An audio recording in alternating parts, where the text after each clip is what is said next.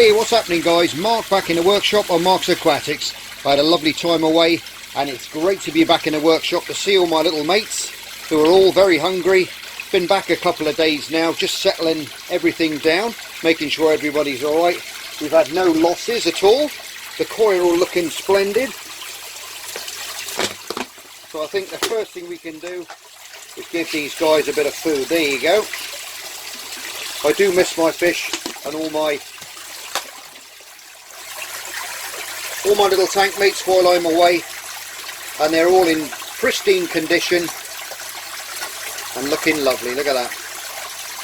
Little waterfalls running well. Get lots of insect life actually hanging in around the waterfall there. I'll try and zoom in. You can't see much, but they're little black fly larvae I think, and they just hang in the current. I'm not sure if it's their little tails that grab hold and they just hang in that waterfall flow there and feed off the fine planktonic or whatever it is, that fine food they filter out in the water.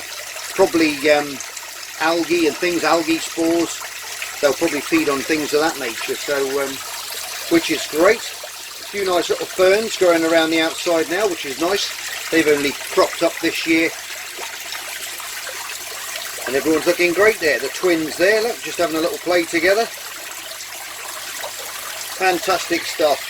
Got to do a bit of cleaning because I get quite a lot of black fly larvae hatching here, and they hang along and they try and get out through the windows there, and a lot of them die, but a lot of them drop back into the pond where the koi eat them. So it's a pretty good little source of food. But as you can see, we get quite a big body count along the edge of the windows there, so I'm going to have to get my water blaster in there and clean all that off, because it's a bit of a wet room in here, this side anyway.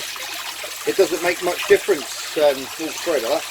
It doesn't make much difference if it gets a little bit wet in here, and I spray and jet the walls off and keep it looking nice.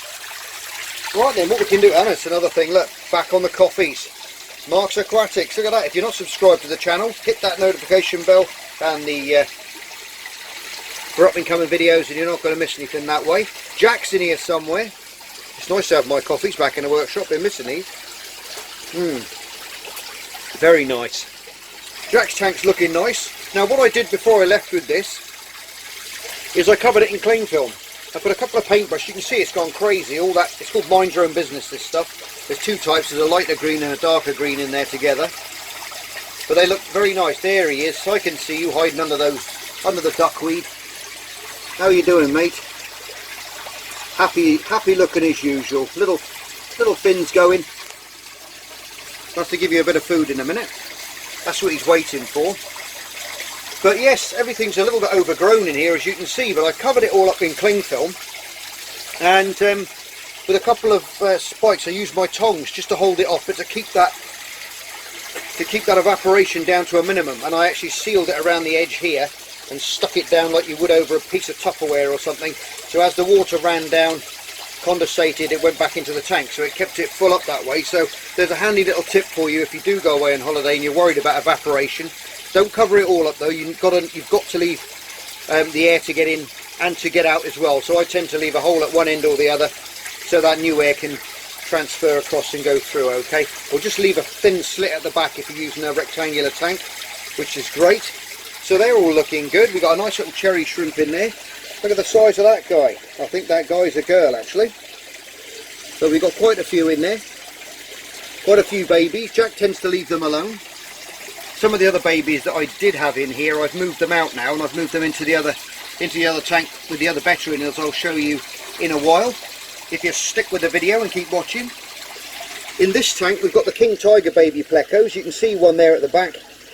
I put some bug bites in there for them earlier. A couple of little zebra danios there, but you can see them. They all live underneath that stone at the back there, and they're coloured up beautiful now. They look more like zebra plecos than the king tigers. That beautiful white coloration they get when they're younger, which tends to fade out slightly as they get older. But we'll go and have a look at those guys in a bit as well. Got a couple of zebra danios in here, which I've left in here just to pick off any little bits of food. These guys are going to be for sale soon. If anyone's interested in the UK, drop me a message and we'll have a chat and see if you've got the right conditions and things to house one. And you can have one or two of those, a nice little pair of them. I can't sex them at this age, but it will be nice to sell to somebody and have somebody else have a couple of these nice little plecos. But that's only in the UK. I can't send these anywhere else because it's going to be too far, and they probably wouldn't make it going long distance. So the welfare of those is important to me. So it's just the UK only for those guys. Okay, I think there's about 6 in total in here now. We've got 6 in total. I did sell a couple off a couple of weeks ago. But yep, that's that little tank. We haven't lost any in there. Right, we're going to go on to the baby white cloud mountain minnow tank now. Look how big those guys have got. I'll just move that cable out of the way. There's a little bit of glare, I apologise. In fact, I'll just turn the workshop light off a minute and you might get a bit better view, okay? It's not much better, but there you go. You can see how big they've grown now. They're doing extremely well. We've got a little bit of hair algae growing on the filter and on the glass. I haven't got around to cleaning all the tanks as yet. I'm just making my way through them now, making sure everything's had a good water change. But they're all looking really healthy and growing very, very nicely indeed. Really happy with the way they're growing. I know a couple of you guys have asked me for an update on them. So here it is. And that's how much they've grown. Doing extremely well. Now then, when I set about going away, I thought I'd set up one of the other little tanks and put some yellow sakura shrimp in there. We'll just shoot over to that tank now and I'll show you that one. Right, there you go. Now I set this up, just put a little bit of Rickia in there, as you can see, some subwasatang, a nice little Anubias nana in there as well, and I put some of these lovely yellow sakuras. Now they've all dropped their eggs, they were all pregnant when I put them in there. So there's little babies running around all over the place now. Quite a few have hatched. We have lost some. You do get they hatched while I was away, and it's pretty imperative that you give them some Bacteria or some Genchem Polytes, which is a really good starter food. It's got yeast and all that stuff in it. I've got a video on that if you want to have a look back. Genchem Polytes it's called, and that's brilliant for your fry and everything like. You can see the little shrimp on the top there, all over in amongst the ribs in the sponge filter. But they're doing really nicely. You can see them on the glass column. They're absolutely, they're all over the place. They're in amongst the leaves. But these are lovely shrimp. I've got them out the bench tank because the babies are going to get predated on pretty quickly because of the zebradanios that I've got in there. The tetras will pick on them, and they won't last too long at all. But in here, they're going to have a good start. So I thought I'd bring a few of those on in here, so I can move these mums now all back into the bench tank because there's no males in here. So I can carefully take them out and then put them back, and so we can have some more babies there. I'll keep the light off in there, but you can see there all the baby Congo tetras all swimming around in there, doing really well. Nice to see those guys. We've had a good hatch rate on those. So that's fantastic stuff. What else can I show you? Oh, actually I've got my tank, which I had up in my bedroom, my little nightlight tank, which has gone absolutely bananas. So I'll just set you up on that and we'll have a look in there, okay? My goodness, look at that. The plant life has gone absolutely crazy. Now I'm always trimming this back because it does grow so quick. You can see all this dwarf sage at the bottom here, dwarf sword. You can see the little chili raspberry in amongst it, which I keep in here. There's about 9 in there in total. I'm going to try and breed these guys for you in another one, but it might be quite soon actually, because I know a few of you have asked to see these guys being bred. And there I say they're super small fish, and it'll be interesting to. You might be able to see them in the top there, waiting for their breakfast as well. But that mind your own business there, it's gone absolutely crazy. So is the pothos and the spider plant as well. They've all gone crazy, so I'm going to have to get the scissors in amongst this lot. The water level's dropped a fair bit. What I did is I wrapped this completely around in cling film, and I just left a little slit at the top and a little slit open on the bottom here, just to let that ventilation in, and it did it really well. It's only literally dropped a little tiny amount, maybe half an inch or an inch there on the water level. So that fared out pretty well actually. It's the first time I've been away and left it, so I was quite happy with that. And my brother obviously, he came back off holiday after a week, so he was looking after this for me. So all the fish in here, the shrimp room, everywhere, nothing was fed for a week. And if you go away for a week, guys, don't panic about your fish, because so many people bung heaps of food in trying to build up their fish's fat reserves, all kinds of things I hear, and you don't really need to do it because they'll survive on what's living in the tank and on their resources that they've built up over time. For easy 2 weeks, 2.5 weeks I've gone away for and not fed a thing, and I've come back and everything's been really well and happy. So don't worry about chucking these silly blocks in that you get from the pet shops, these little square blocks. They're all made out of calcium carbonate base, I think they are, I'm not sure, but they've got bits of food and they slowly dissolve, and they'll literally make a mincemeat of your water parameters, and you'll end up coming back to a cloudy tank and everything will be dead. So steer away from those things. I've never had any luck with them, and over the years when I was younger, that's how I learnt the hard way. So there you go, stay away from those and don't panic about your fish. When you go away for a week, just make sure that light's on a timer. All these lights are on timers, as you can see, coming off and on. We got one of those little plecos at the back there, looking nice. Yeah, looking lovely they are. They're putting on some weight. Lovely little pattern in the tail as well, and they're the long fin variety. You can see how big these little mountain minnows have grown now. Absolutely stunning. Little bellies on them. You can see the males and the females. You can see them apart already, the sex difference. And from 12 to 13 weeks they'll breed themselves, so it's a pretty quick turnaround. As in there, a little bit of hair algae in there as well.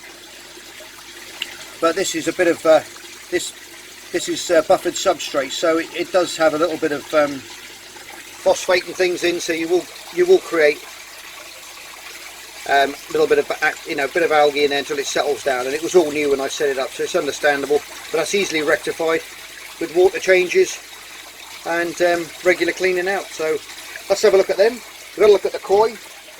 My goodness, the lobster tank, it looks like a bomb's hit it down here. Look at the algae in there. Oh my goodness. It's because I feed her lots of heavy, big chunks of flesh. Sometimes what a lobster will do when they're not hungry is they'll bury the food. You think they've eaten it, and what they do is they'll bury it and they'll go and dig it up later on when it's a bit rotten. And she's over there excavating as we can speak. You can just see her through there. Look, now she's going to run off. I've got boxes of stuff everywhere around here. The workshop's looks like a bomb's hit it at the moment. Look at that lot. I've got stuff, I've got wood everywhere. We'll get to that in a minute, but I've got a lot of new projects on the go. I've been thinking as I've been away. You can look at the bench tank, you can see all the zebra danios. There's hundreds of them in there all swimming around. They're looking nice now. They're getting some nice coloration to them. Look at that. And some of the hybrids are growing up as well. Some of these guppy hybrids have been growing. You can see them guys there. They've got the longer tails. They've got beautiful red flashes through them. You can see them down here all playing. They're super quick. Everything thinks it's going to be fed now, so because it's early in the morning for me in the workshop here. I've taken all the rocks out because I want to rescape this, but I was going to wait until I come back. Sorry about the glare. But I left the subwash tank. You can see there's heaps of yellow sakura shrimp in amongst that, as is on this side as well. And that's where all these baby shrimps and the younger shrimps tend to hide out until they're a bit bigger, and then they can venture out without being predated upon by all the other fish in there. I've got the where are they? I've got the emperor tetras down this end. There's the nice little pair. We're going to be breeding those as well. I'll probably get a couple more because they tend to breed better in groups of 5 or 6. Again, sorry about that glare. There you go. That's a little bit better. The beautiful pair there. Males on the bottom. Big elongated centre of that door of the fin at the back. The main tail fin. He's off. And there's mum there. There's the chunky female with the shorter one. The male's protrudes. That black line protrudes right through, and there's a little tassel on there and it comes out there. You can see him now. He's under the light. That's a bit better. So really guys, there's a bit of a catch-up video. I've got all sorts going. I'll just turn the workshop lights back on again. Right, I've got a couple of cultures here which have died back now. That was the infusoria culture, and I had a load of mosquito larvae in this one. Now, there might be some in there amongst it, but I think what I'll do is I'll empty that back outside now and I'll wash that out, and I'll start a new culture off before we start breeding again. So it's going to be a few days because I've got to get back up to speed with all my cultures. I've got the water worms in amongst this lot here. You can see we've got loads of those guys growing up the side there. Video on those if you're new to the channel, how to culture these things, which is always interesting and great to have. And as a secondary food for the very small egg scattering fish. So right, so my next job, I think, oh, there's Mrs. out again. My goodness, you're getting bigger and bigger all the time. Love to find a nice male for her. The last male I got, actually, he didn't make it, sadly. He died, and he dug a nice burrow in there with her. But I'm not sure if she had hold of him and killed him, or he just died. He didn't look right really from when I had him, to be honest, and he wasn't the right colour. And I don't think he had the previous shed, I don't think was a very good one, so maybe that was the case why he died. Maybe he was weak and she did prey on him, so I don't know, because they do that if she gets hold of him. And he was a little bit smaller than her, but I thought when he got his tunnel he'd hide away. But we'll have to get a bigger male. Sadly, these things do happen, but she's a big girl and it'd be lovely to breed her and get some babies from her at some point. I put some zebras in there as well, because they're a great little clean-up crew. Anything that she misses, they'll pick that up. There's some endlers in there as well, and a few mountain minnows which I put down there. So I've got to get in there today, mega water change in there today, scrape all that glass off, which they'll be happy because they'll eat all that algae which is accumulated on the glass, and keep everyone happy. She'll eat that as well. It's just she can't really scrape it off the glass because she's a bit big with her little pincers underneath, and those two front legs have got little pincers on, and she will scrape away at it because they will eat anything. They're real survivors, crayfish, as you guys probably know, especially in the US, Australia, where these guys come from. Absolutely amazing creatures. They say and people love them. They eat them in Australia, religiously eat them. You know, they're a lovely source of, just like we do with the lobsters back home that you saw me catch on the beach if you followed that holiday series along. They look very similar, but the ones I found obviously are very, very much bigger, with orange antenna where hers are dark grey. I know you can see me. You want some food. I'll give you some of that after you've had a water change, alright? Right, let's go into the shrimp room now, I think, and we can have a look and see what's been going on there with the Betta, the zebras, and everything else that I've got running around in there. Right guys, there you go. We are now into the pleco tank, the Bristlenose plex, and we've got loads and loads of them in there. Look at those guys, there's no end of them in there. Probably get a better view from the top. Little guys scattering all over the place. Now I put the long fin bristlenoses in here as well when I took all the rocks out, and you can see the male there, just his little bristles just sticking out in between the pots there. I'm not sure if he's got eggs in there, but we've got lots and lots of babies in there from the time we actually did breed them on that series of breeding these. So I put them all in there, so it's a big free-for-all. They can crossbreed and do whatever they like to do. I think we did have one lot of crossbred ones, but they tend to they came out that same colour, that same dark colour, but their fins were slightly longer as well. So I've had a bit of a move around. I've got the killifish in there as well. Don't know if you can see there. Hello, nice to see you there. There's Mum there. I've got a spawning mop in there, so she's been busy and he's been busy laying lots of little eggs. I'm still storing the other eggs. We haven't tried to I haven't tried to hatch any of those out yet. I thought I'd wait for later on, maybe in the year. I've got lots of little endlers in here, as you can see on the top there, little clean-up crew. Keep those little guys breeding. This is actually a pure strain in here of black bar endlers, but I can get it to go clear. Let's have a look from the top. Can't really see them very well from the top either. It's a very glary system under here. This is one of the rooms that's all going to be changing around. I'll get to that in a minute. But all these tanks in here are going to be going somewhere else. So that's what's been going on in that tank. Everyone's happy in there. Lots of pots, lots of action going on. I'm not sure if... I'll get the torch a minute and we'll just have a look. And I'll see if I can show you guys in any of the pots to see if there's any action going on. There's that male there, right in the middle. He's spooked.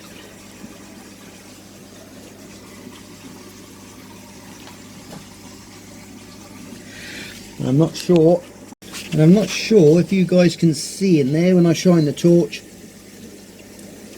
There's the male, big male bristlenose in there. I'm not sure if he's got eggs. I can't really get my head down there and see at the same time, but he could have. In fact, I think I can see a little bit of orange around the side of him, so that's good news. You can see those beautiful, look how fat she is. She's huge, she is, Mum. down there, so she's going to be laying lots and lots of eggs in amongst that spawning mop at the back. And as you can see, we've got lots and lots of babies all over the place. Everything needs a good hoover out and a water change.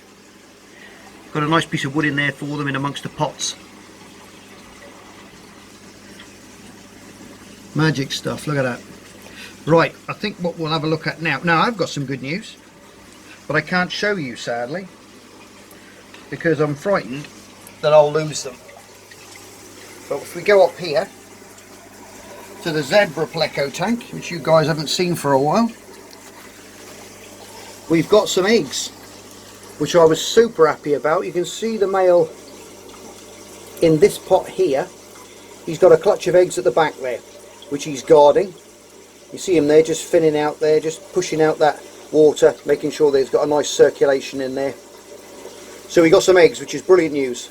I learnt the hard way the first time by poking a torch in there, came back the next day and they'd eaten most of them, so we only managed to get that one, which is still lurking around. We got two babies which are actually living in between the pots there. They live under there. I'm not sure if you can see one just in the back there. I think it's one, might not be, but there, and in amongst the wood at the back and the leaves, all those need changing, but I'm not going to get in there at the moment because I don't want to disturb them.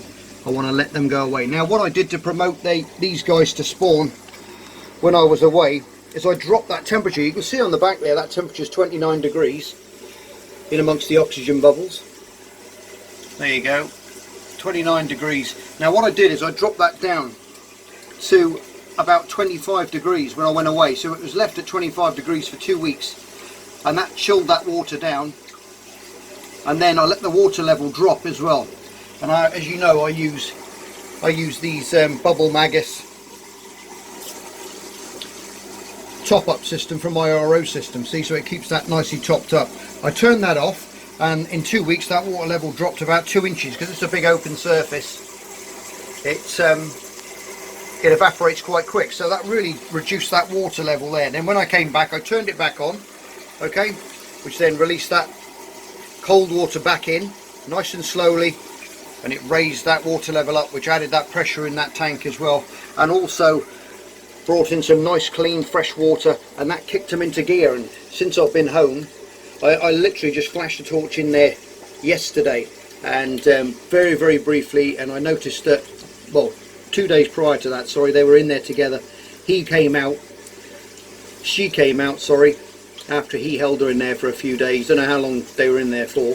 And then I found the eggs yesterday it was, so super happy with that. So hopefully we'll get some more babies out and he doesn't eat them again, or with me disturbing them.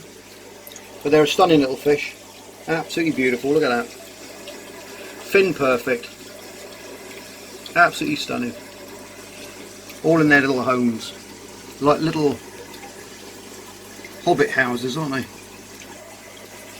So that's some good news on the zebra plecos.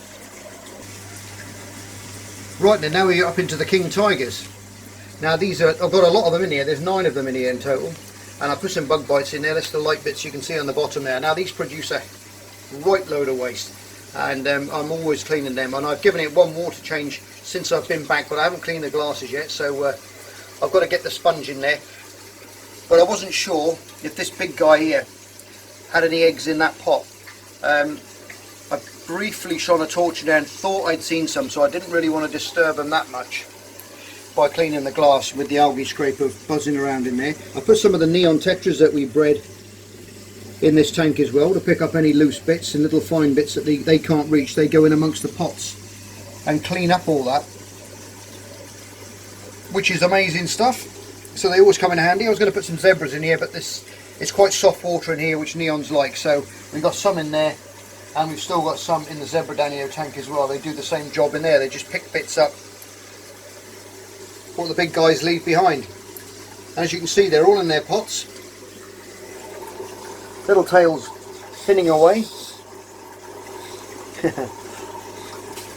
I know I can show you some of them, because I know some of them haven't got eggs, but we'll have a look.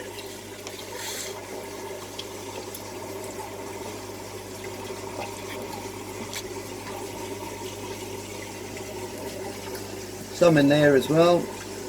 I'll do that and there'll be a big load of eggs, you watch, and I'll scare them. I don't think there is though,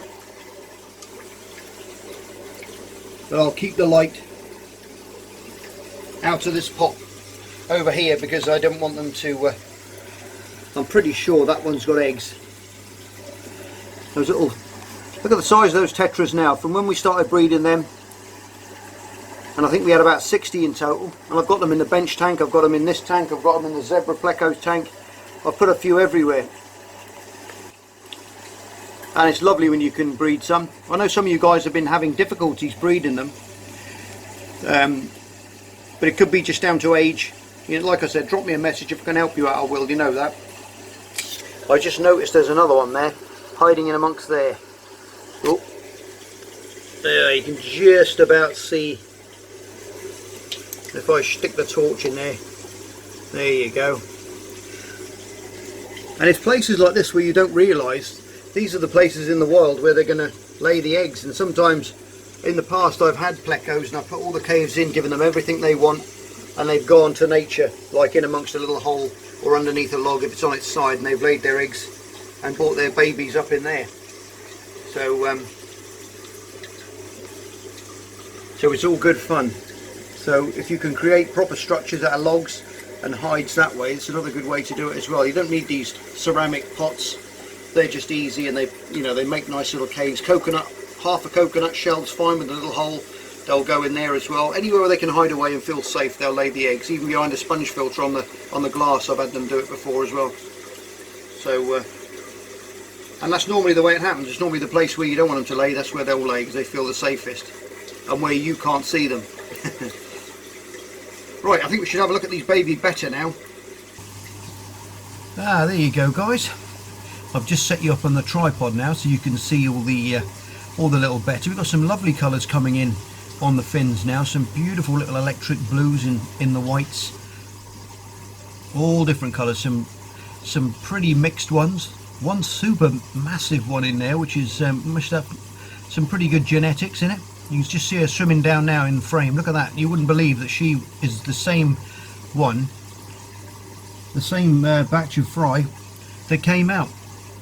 And she really has grown amazingly quickly, which does happen, as some of the others in there are super small still, if you can see, and they're all the same fish. Some grow quicker than others. Some of the fish now I'm going to have to start separating them out. They're not fighting as yet, they're still very, very happily living together. There's lots of cover for them, and when one does pick on the other one, they can retreat in amongst the plants and hide away, and they're quite happy to do that. You see some of the females in there as well, some of the ones with little light bars running through them. But we got a right little array of colours in there. Nothing's going to be super stunning in there because they're not line bred. Obviously it was two completely separate, I mean obviously Jack, he was beautiful, but he had been line bred to get to the stage to get that tricolour that he is.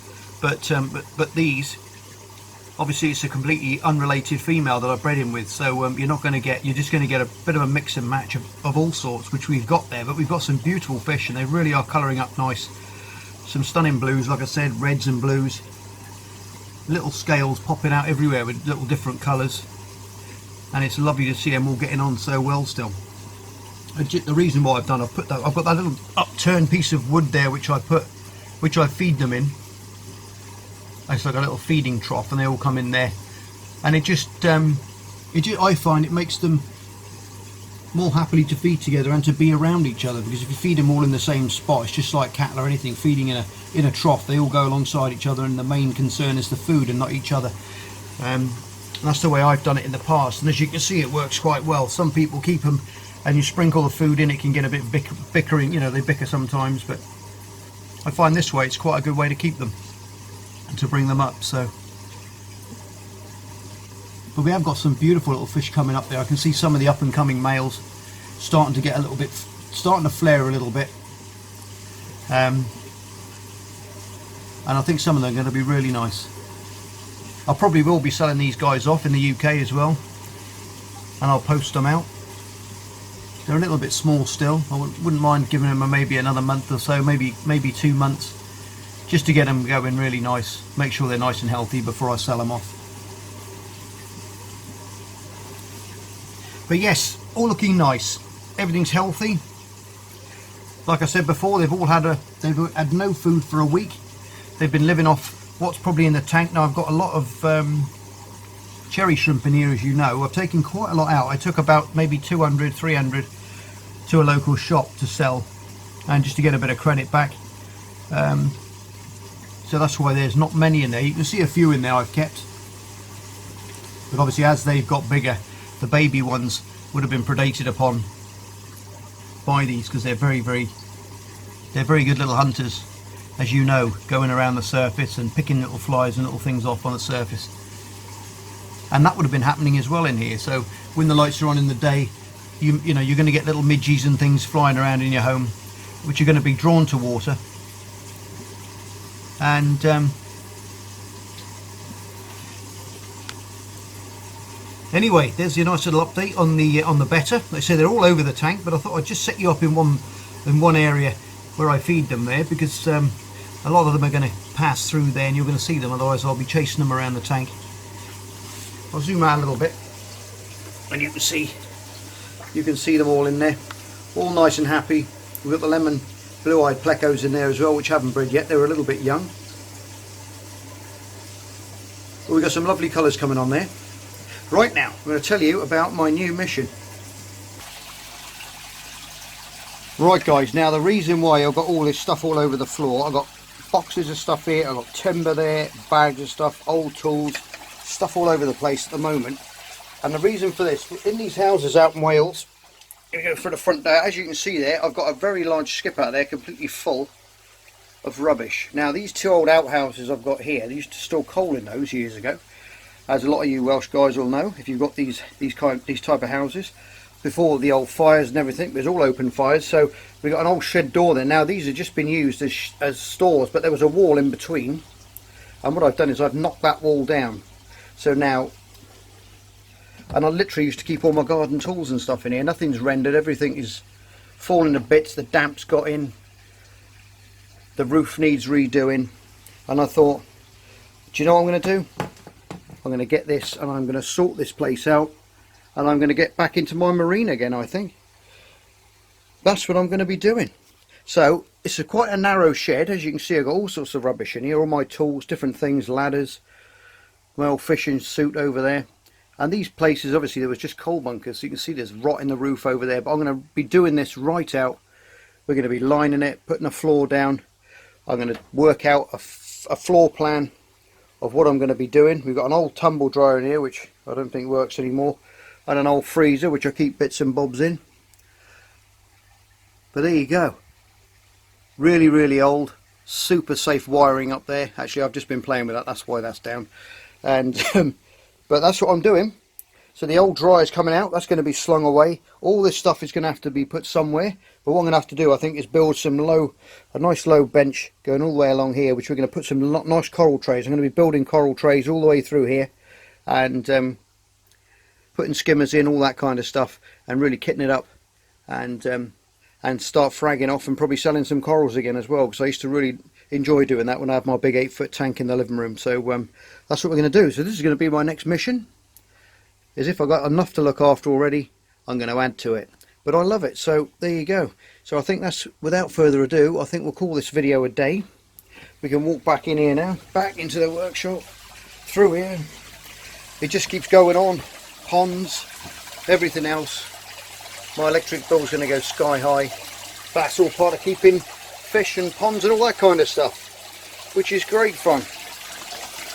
There's always room for more tanks, guys. There's always room for more tanks, remember that. Anyway, my little koi are all fed, all looking full up now, having a little rest and digest their food, cruising around outside, coming back in again. So that's something to stay tuned for. Like I said before, guys, if you're new to the channel, if you feel like subscribing, please do. Sure would appreciate that. And as always, you're all stars. Look after yourselves. Love you loads, and I'll see you on the next edition of Mark's Aquatics. Take care. Bye for now. Just me and my guitar.